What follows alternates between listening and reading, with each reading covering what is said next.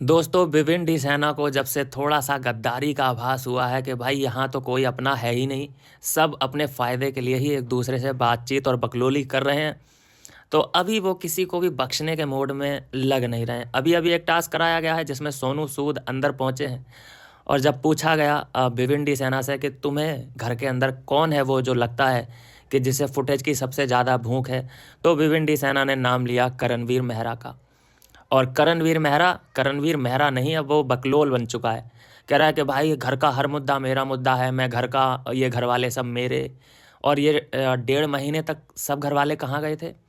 अभी इसे सब अपना अपना लगने लगा है, बिग बॉस का घर ये अपना बनाने लगा है। ये अगर 6 महीने और रहा तो ये पूरा नाम ही करा लेगा पूरी बिग बॉस की प्रॉपर्टी को, इतना हक जताने लगा है। भाई इसको जल्दी से जल्दी इविक्ट करो, बाहर निकालो ऐसी आत्मा को। खैर टास्क पे आते हैं, तो टास्क ये था कि कौन है जो तुम्हें लगता है कि बेफजूल का फुटेज लेना चाहता है, फुटेज की सबसे ज़्यादा भूख है, तो वो करणवीर मेहरा ही है, सबको पता है। और विपिन डी सेना ने बता भी दिया कि ये करणवीर मेहरा ही है। तो उसमें फिर से उसकी बकलोली चालू हो जाती है कि हाँ भाई मैं तो बोलूँगा, ये सब घर वाले मेरे हैं, ये घर मेरा है, तो यहाँ तो ये फ्रीडम ऑफ स्पीच बहुत ज़्यादा बोलना, ये सब चीज़ें बहुत मायने रखती हैं। यहाँ पे तो यही चीज़ें हैं कि दूसरे के मुद्दे में भी कूदो तभी तुम दिखोगे। तो बकलोल ये करणवीर मेहरा बोल रहा है अपने आप को, लेकिन ये बकलोल नंबर 1 है, मैं तो ये कहूँगा। दूसरे के मुद्दे में बोलना, पर्सनल मुद्दे में भी बोलना, जैसे कि अब इमेजिन कीजिए कि कोई भारत का इंटरनली मैटर है और उसमें अपनी राय देने लग जाए यूएस, कितना बुरा लगता है हमको। तो बस वैसा ही है, इससे फ़र्क नहीं पड़ता कि कौन बुरा लगाएगा मेरे बारे में, कौन अच्छा लगाएगा मेरे बारे में, इससे बकलोली करने से मतलब है। खैर तो अभी देखा ये जा रहा है कि विपिन डी सेना किसी को भी बख्शने के मूड में नहीं है। कल भी देखा गया कि अविनाश को माफ़ नहीं किया, माफ़ी मांगी उसने, लेकिन वो हम सब जानते हैं कि वो पोलाइट वे में माफ़ी नहीं मांगी गई थी। बस एक ऐसी लिपापोती जैसी की गई कि हाँ बस दे दे माफ़ी तो ठीक है, ना दे तो और ठीक है। वो वाला एटीट्यूड मुझे अविनाश मिश्रा का लग रहा था। उसके बाद दोस्तों बुलाया गया करण को, और कि कौन किसके साए में जी रहा है, ये टैग दिया उसने ईशा को। मतलब देखिए हिपोक्रेसी की भी सीमा होती है भाई साहब। चुम को कोई भी टारगेट नहीं कर रहा है इस मसले में कि वो एक के पीछे नहीं, वो 2 लोग के पीछे है। हालांकि स्ट्रॉन्ग पर्सनैलिटी है, बना दिया है उसको स्ट्रॉन्ग स्ट्रॉन्ग कह कह के, लेकिन वो है तो शैडो में ही। किसी को भी कोई भी प्रॉब्लम होती है तो उस तक वो जाने ही नहीं देते हैं। उससे पहले ही 3 लोग होते हैं जो उसे प्रोटेक्ट कर रहे होते हैं, श्रुतिका, शिल्पा और करण। तो उस तक तो कोई आँच आती ही नहीं है, तो इसलिए वो देखो यहाँ तक चली आई है बिना गेम खेले। एक होता है कि गेम खेलने की कोशिश कर रहा है आदमी, कोई कोई दिखने दाखने की कोशिश कर रहा है, ओपिनियन देने की कोशिश कर रहा है, लेकिन इसने तो गेम खेलने तक की कोशिश नहीं करी, फिर भी यहाँ तक पहुँच गई। देखो इसे बोलते हैं किस्मत। तो यहाँ पे ईशा को टारगेट कर रहा है, और ईशा को मैं बोलना चाहूँगा दोस्तों कि कल जो एक डिबेट हुई थी, आपको याद होगा, अविनाश के साथ एक डिबेट थी इसकी। तो अविनाश के सामने जितना ये बोल लेती है भाई साहब, अविनाश को ये जितनी जल्दी रॉन्ग साबित कर देती है, अगर ये इसका आधा इन सभी घर वालों से भी बोलती ना, तो ये मुझे लगता है कि टॉप 5 में नहीं, टॉप 3 में होती। इसने कितनी जल्दी कल अविनाश की बोलती बंद कर दी थी। एक बार इसे और मौका मिला था, आपको याद होगा, वो रूप हमने देखा था इसका, जब इसने दिग्विजय की बोलती बंद करी थी, याद होगा, तो वो हम सरप्राइज रह गए थे। तो वही मैं कह रहा हूँ कि अगर इसके पास ये टैलेंट है तो इसने सिर्फ ये चुनिंदा लोगों को ही और अपने लोगों को ही क्यों दिखाया? अपने लोगों को ही नीचा दिखाने में ये लोग बकलोली करते हैं। भाई इतनी लड़ाइयों के तुम्हारे पास मौके थे, जब तुझे कशिश ने गिराया था उस टास्क में, उसके बाद बायस डिसीजन लिया था संचालक ने, श्रुतिका ने, तो वहाँ पे ये लड़ सकती थी, इसका राइट था, क्योंकि ये पूरा मेहनत कर रही थी, पैडलिंग कर रही थी। लेकिन क्या किया इसने, वहाँ पे अविनाश की बाहों में जाकर रोने लगी। उससे क्या मतलब है यार, सिंपत्ति यहाँ से थोड़ी ना मिलती है। पहले लड़ती तो अविनाश को बोल रही है कि तू लड़ मेरी तरफ से। अविनाश वहाँ चिल्ला चिल्ला के हार गया कि भाई बस मेरे बस का जितना था मैंने कह लिया, उसकी सेहत पर कोई असर नहीं पड़ने वाला। तो ये कोई बात नहीं होती, अपने लोगों के ऊपर तुम शेर बनते हो और बाकी तुम्हारी आवाज़ तक नहीं निकलती।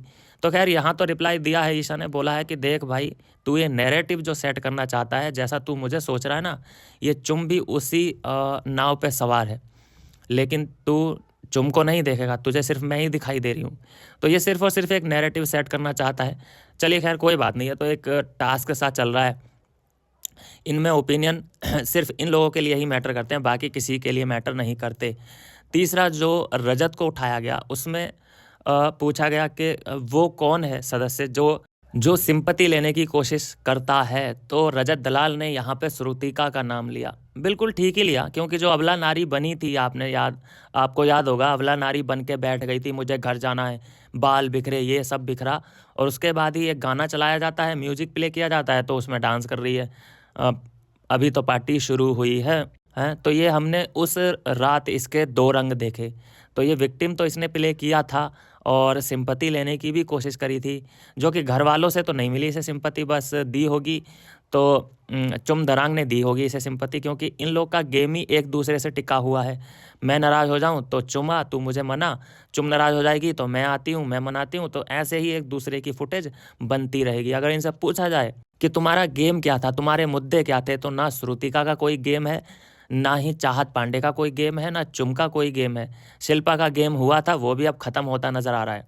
तो इनके घर में वाकई कोई मुद्दे नहीं है। बस अगर मुद्दा किसी के साथ है तो अविनाश का है, विवियन का है, करण का, इन दोनों के ऊपर है। जब तक ये दोनों हैं तब तक करण का मुद्दा है। रजत अपने मुद्दे खुद बना ही लेता है। तो कुछ लोग हैं जो वैलिड हैं, बाकी तो सब ऐसे ही भीड़ है, अपने फैंस के बलबूते यहाँ तक भागे चले आए हैं। नहीं तो हम सब जानते हैं कि कौन कितने पानी में है। तो देखा ये गया है कि देखो, बिल्कुल खुले सांड की तरह विवियन डी सेना ने सबको सींग मारने अब शुरू कर दिए हैं।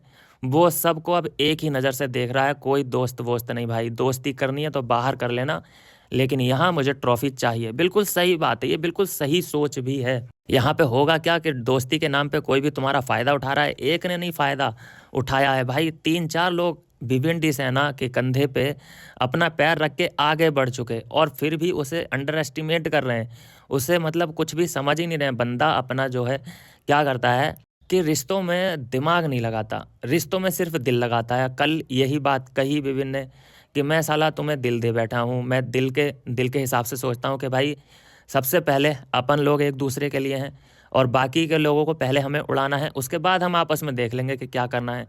लेकिन तुम लोगों ने मेरे साथ दिमाग का इस्तेमाल किया, तो इस बात का तो ना ईशा के पास कोई जवाब था और ना ही अविनाश के पास कोई जवाब था।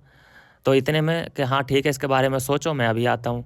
फिर ये दोनों क्या करते हैं, किसी कंक्लूजन पे तो पहुँचते नहीं हैं, एक दूसरे से लड़ाई करने लगते हैं। वो कहती है ईशा कि देख, हाँ यहाँ तो तू बहुत गलत लग रहा है। फिर वो कहता है कि अरे मैं गलत तो लग रहा हूँ, लेकिन तू तो अपने मुंह से मत के, नैरेटिव तो सेट मत कर भाई, लग रहा है तो लग रहा है, ये दुनिया देख रही है, क्या कर सकते हैं। लेकिन बस बात यही है कि तुझे भी जो रिव्यू मिला है अपनी मम्मी से, वो तुझे ये लग रहा है कि भाई जो तू करे वो ही ठीक है।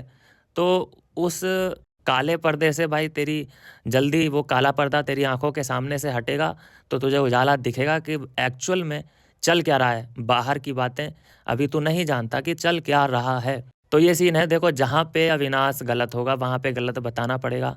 विवियन के मामले में अविनाश टोटली रॉन्ग है, टोटली। ये जो बॉन्ड बनाने की कोशिश कर रहा है करणवीर मेहरा के साथ, करणवीर मेहरा क्या दोस्ती करेगा इससे? वो खुद इसी को ऊपर लेके जाना चाहता है। वो चाहता है कि मेरा जो मुकाबला हो वो विविन से ना हो करके अविनाश से हो, क्योंकि अविनाश को बीट करना मेरे लिए आसान होगा।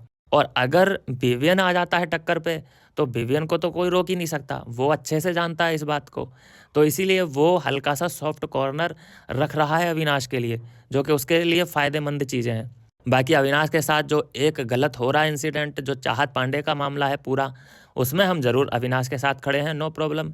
लेकिन विवियन के मामले में डिफेंड कर ही नहीं सकता। क्योंकि ये आदमी 3 गलतियां करके बैठा है भाई, कोई डिफेंड नहीं। और 3 गलतियां करने के बाद भी इस बात की कोई गारंटी नहीं है कि ये चौथी गलती भी करे। अगले नॉमिनेशन में बड़ा देखना दिलचस्प रहेगा कि अगले नॉमिनेशन में भी ये विवियन को ना निपटा दे, ऐसा हो सकता है।